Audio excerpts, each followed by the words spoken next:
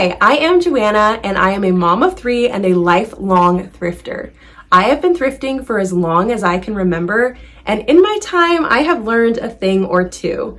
That is what today's video is going to be all about. My home is filled to the brim with thrifted finds.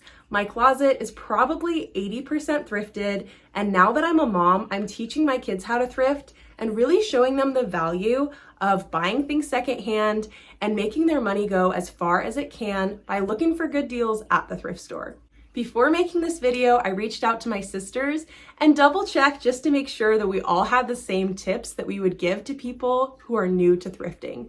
I absolutely love that I come from a family of thrifters, and we pooled our collective knowledge together, and we are now bringing you this video, and hopefully it will help you on your thrifting journey to find more great things to bring into your home. So let's get into it. Tip number 1 is go often and don't be afraid to leave empty-handed. I go to the thrift store 1 to 2 times a week, sometimes solo and sometimes with all 3 kids. The frequency in which you go to a thrift store often determines how much you walk out with. I have so many friends that go thrifting 2 or 3 times a year and lament to me that they never find anything good. And I truly think going often is the first key to really making sure that you're priming yourself to find the best deals and the best items that you can bring into your home.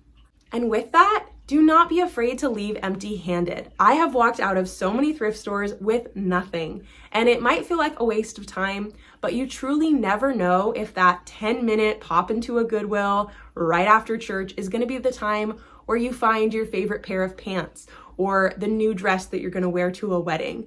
You really can't determine your success. The only thing you can determine is if you're gonna go or not. So tip number 1 is go and go frequently. Tip number 2 is very controversial in the thrifting community, but I stand by it. And it is, do not check every section every single time. Unless you're a reseller, it's really not worth it to spend 2 or 3 hours in the thrift store going through every single rack. If you don't like the color pink, don't go through the color pink. If you're not looking for home goods, skip the home goods section, and so forth. I think the best way to thrift with success and to find good things is to know what you're looking for. And that leads me into my 3rd tip, which is keep a list of what you're on the hunt for in your phone. I like to keep a thrifting wish list, if you will, on the notes in my phone, and I will show you an example of that. And I jot down things I'm interested in. If I see a chunky sweater in a specific color on Pinterest, I'll write that down. That way I know what I'm looking for, and I kind of have a target when I'm in the thrift store.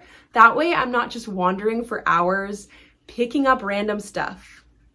As a mom of 3, I don't get to go into the dressing rooms very often just because it's a little stressful for me. But I've actually heard through the grapevine that a lot of thrift stores aren't even having dressing rooms available anymore post-COVID. So if you're finding yourself in that situation, one of my big recommendations is to just buy a $5 thing of mini measuring tape to keep on your keyring and take that with you. Any measurements that would be relevant, you're gonna wanna keep in a note on your phone, similar to the thrifting wish list. I would keep your inseam for pants, your bust measurement, probably your waist measurement for jeans. I also would keep any projects that you're looking for, relevant information to that on the notes as well. Like if you have a 8x8 picture printed out and you need a specific frame for it, you can measure the photograph ahead of time and kind of keep that reference in your phone, and you can measure at the thrift store when you're in the frame section. And it just keeps things really streamlined and really easy, and then you're not buying a bunch of frames hoping they'll work. It has just changed the way that I shop for pants, skirts, so many things, and I really think it is something every thrifter should have in their tool belt. This tip might be kind of weird, but it's be considerate and thoughtful at the thrift store and take good care of your thrift stores. Put things back on the rack. If you see mismatched shoes, put them together. If you're going through a rack and something falls off the hanger, put it back. 1, it's just the decent thing to do, but 2, the people who work at those thrift stores are watching and you want to build a relationship with them. I have had so many encounters where I didn't necessarily know I was being watched, but they were watching me, and they really appreciated the things that I have done, and I've built relationship with people based off of that.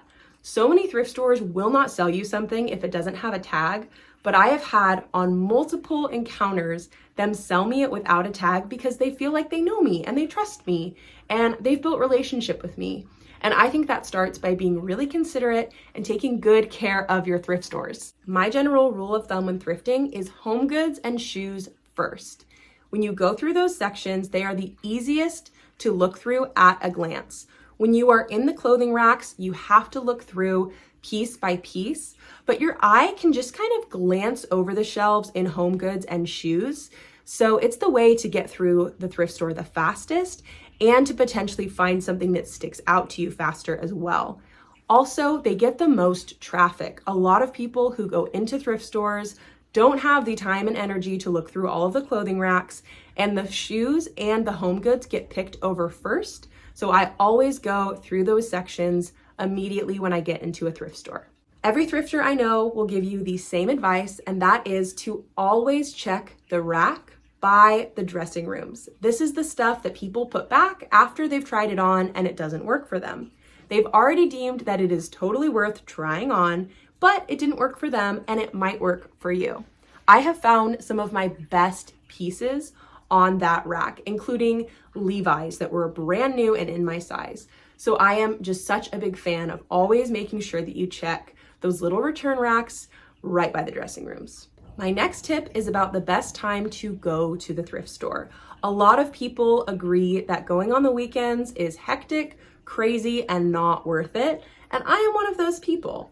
I have two favorite times to go thrifting. I will explain why. I like to go on Fridays because thrift stores are gearing to put everything out for the busy weekend.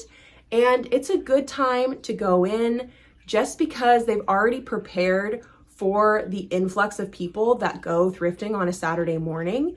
And I just find that a lot of times they're extra stocked up. There might be an extra rack brought out. And I just think Fridays are a great day to go thrifting. My other favorite day is Tuesday. I know, not Monday. A lot of people like going on Mondays, but I think Tuesdays is the better day to go. And the reason is that people think if you are finishing up a yard sale, that you're gonna donate all your stuff on Sunday. I've done yard sales. I'm exhausted by Sunday, and those things do not get donated until Monday morning. So they are not rolling out at the thrift store until Tuesday. So Tuesday mornings are actually my favorite time to thrift, followed by the Friday afternoon. But honestly, I am a believer that there is never a bad time to go, and there's no such thing as a bad thrift store. You just have to roll the dice and see what you're gonna find. My next tip is learn how to identify natural fibers. Linen, cotton, hemp, silk. They are high quality fabrics, and not only are they better for you and the environment, they are often an indicator of a more high-end brand because they are expensive to use and to produce, and a lot of times they are gonna last so much longer than something made out of polyester or acrylic. The best way to get used to that is to just start feeling things when you're at the thrift store. Bring your hand sanitizer. But I just like to reach out and feel the fabric. I can usually identify right away if it's 100% linen or if it's a blend. But if you're new to it, check the tags every time and start to train your eye and your hands on what linen and silk look and feel like, because you'll be able to source better quality pieces that are gonna last you longer, and they're worth a lot more. Even if you're not married, even if you're not shopping for a man, check the men's section. I guarantee it is the place to go for jeans and really comfy, chunky knits. I have found every pair, with the exception of one, of my pants in the men's section. They do not know how to organize pants at a thrift store for some reason. And I'm always finding women's jeans or really flattering men's jeans that are vintage in the men's section. So if you're on the hunt for jeans, always check the men's section, even if you're a little lost like me. Also, if you're on the hunt for chunky knits, sweaters, jackets, always look in the men's section because they have such a wide variety there. And I just feel like I always find better quality pieces in the men's section. So always make sure that you look in the men's section. Always. The really good stuff is hiding there like 50% of the time. And finally, we have arrived to my last tip. And this one is a biggie. Leave behind your least favorite item. As a practice, when you have your 5 shirts that you want to thrift lined up in your cart, look them over and your least favorite one should stay there. It is so easy to overconsume even at thrift stores. It's tempting, especially if there's a big sale or you're new to thrifting and you didn't know that you could buy 5 shirts for $25. It can feel like a high.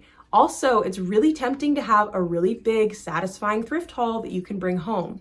But I have found with myself over and over again that my least favorite item can stay. A day or two later, if I'm thinking about it, I can run back to the thrift store and see if it's still there. But honestly, I've never regretted leaving behind my least favorite item. I think it's a good practice in self-control and sustainability, and it's a way to save your money at the thrift store. All right, folks, that is it. Those are my 10 tips and tricks from a lifelong thrifter. As I said, I love thrifting, so I obviously share about it here on my YouTube channel. I also share sewing, thrift flips, and some family life stuff as well. So if you like all of that, consider subscribing. And if not, I'm glad you were here for this video. And hopefully you learned something today that is going to bring you success in your next trip to the thrift store. I wish you well. See you next time.